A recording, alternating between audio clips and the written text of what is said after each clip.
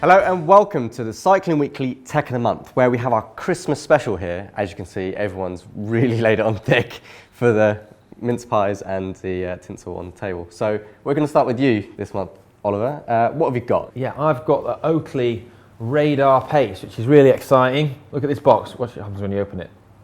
Check that out. That's where your money's going, really, isn't it? It's all in the box. Yeah. So, Oakley Radar Pace. What is it?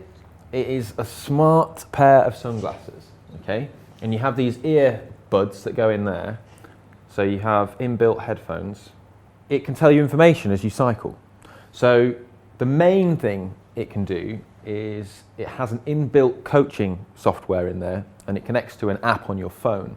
And what you do is you put your data into this app, and you say how much you train, how experienced you are as an athlete, what you're training for, and when your event is. And then it devises a training program for you. So what's the idea behind these ear headphones, glasses? Is it to keep your eyes fully on the road so you can concentrate on where you're going, or what have Oakley come up with? I think that's part of it, yeah. I mean, they're also suitable for running as well. But yes, it means that you don't have to look down at your computer like Chris Froome is renowned for doing. And yeah, you can keep focused on the road and just look around you. But yeah, there's no heads-up display in these glasses as you get with other products that we've seen like the Recon Jets. It all comes from the headphones, all the information. And it'll periodically tell you things like your speed and what your average power's been, and oh, you're so good at this.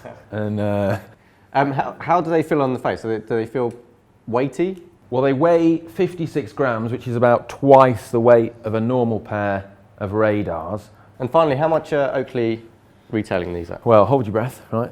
They're £400, but premium rate chat lines can be very expensive. So, good. Well, I'm looking forward to seeing how they do, actually. Keep going. Very, very interesting. Yeah. Away from the premium chat lines, let's go to you, Henry, with your Garmin. Yes, I have got the Garmin Edge 820, which is another nice premium product. Yep. It's Garmin's latest edge computer. For anyone who's familiar with the Garmin Edge 1000, this is basically a Garmin Edge 1000 in a smaller package. So you get navigation, which is excellent, a good colour screen with mapping, you can do training programs on it, AMP+, Bluetooth. It's generally a very good product, and it's despite a fairly small screen, it's nice and easy to see, and I've been generally very impressed with it. Yeah. So I've used the same model, and the mapping is particularly good actually. Yes. The guidance is very, very good. Yes. It gives you a bleep to tell you when you're turning, and it's actually visually quite easy to see, isn't it? Yes, despite a small screen. Yeah, so there's a little blue road that sort of winds its way around your screen with a base map, and there's big white arrows that point when you're going to go. It snaps to the map screen when you're about to approach a turn, which is always nice. It doesn't just give you an alert, and you've got to swipe through the screen to try and find out which way you're meant to turn. Yes, and navigation is generally pretty excellent, yeah. I think it's fair to say that Garmin aren't renowned for bringing out perfect products. When they start, it normally takes a few updates. Yeah. And I've had those few updates, and I have to say, Garmin, the touchscreen is rubbish. Really bad. It's probably one of the worst I've experienced on a cycle computer. I think Garmin tried to fix this with the latest software update, which brought in 3 levels of sensitivity for the touchscreen. Touchscreen aside, this is an excellent piece of kit, and hopefully with a few more updates, we'll eventually get there. Perfect. Well, I'm going to talk next, I think, and we have a selection of pro cycling top trump cards. Very, very interesting product. As you can see, I've picked out Lance here. Your hero. My hero, Lance. Interestingly, he's got a few. Lance's card's got a black background as well. It does, yeah. Good, well spotted, actually. Obviously, Lance is formed part of the Legends pack. Each pack is around $7.99, I think, and you can get, pro cycling, climbing edition, trumps card, 2016 edition, etc., etc. And they come with loads of nice little interesting facts. Yeah. But the best part of Pro Cycling Trumps.com, if you need to go onto the website, is this.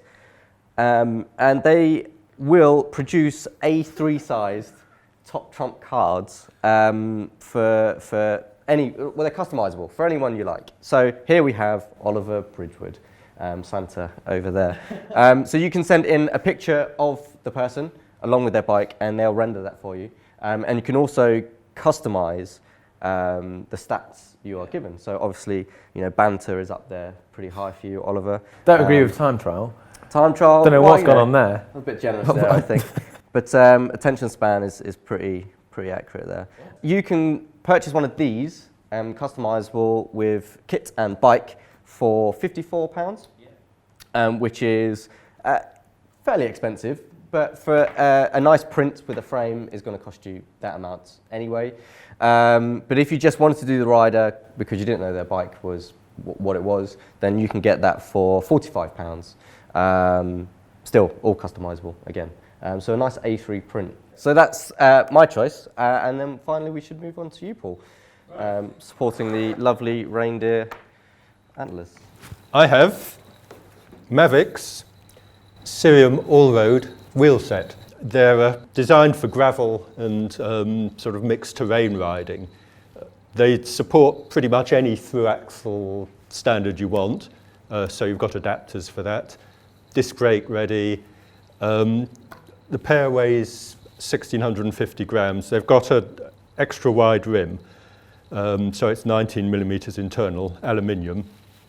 These come with Mavericks Zikral spokes, so they've got a nice chunky look.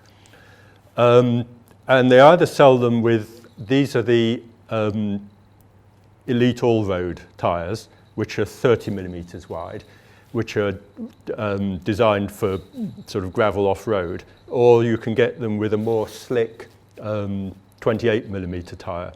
Mavic also make an Elite one rather than the Pro, which is basically you sub out these alloy spokes for steel ones, and they're 200 quid less, and they're 20 grams, 60 grams heavier. And this is Mavic's first tubeless wheel as well, isn't it? Yes, it is. Yeah, they're sort of a bit conservative about tubeless, so this is their first tubeless road wheel. Thanks, guys. We're now going to move on to Bike of the Month, which is something slightly different. Yeah. So, what is the fastest bike you can get for £3,000? Good question. Got to be a Canyon. It's this one. So this is the Giant Road e-bike. So it's a road bike with a motor, and that motor is a Yamaha that can give you 250 watts of assistance, which is loads, right? It sounds it, actually. Yeah.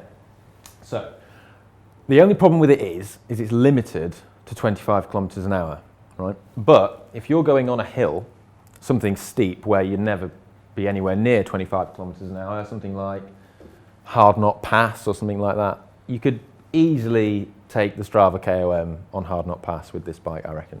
Yeah. Because no one goes up Hard Knot Pass at 25 kilometers an hour, and this thing is incredible. Like, what's great about this is if you're not as fit as your friends, or you've got older, or you've had an injury or whatever, for whatever reason you can't ride as strongly as you used to be able to, it still means that beautiful scenery and mountains and such the like are still accessible to you. You might still want to go and ride in those hard environments, and you can with this kind of bike.